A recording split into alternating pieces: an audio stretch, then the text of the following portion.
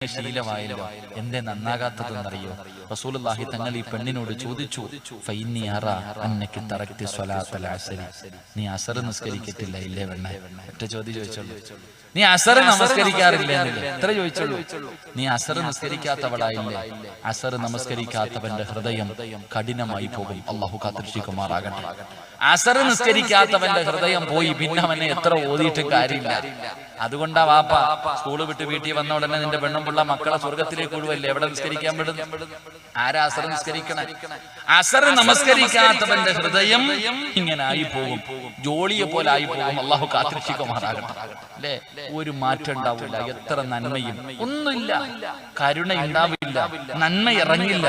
അവന്റെ ഹൃദയം കഠിനമായി പോകുമെന്ന് ആദരവായ പ്രവാചകൻ നബി മുഹമ്മദ് മുസ്തഫ സല്ലല്ലാഹു അലൈഹി വസല്ലമ തങ്ങൾ പറയുമ്പോൾ ഒരു അസറും മുടക്കുന്നവന്റെ ഗതി ഇതാണെങ്കിൽ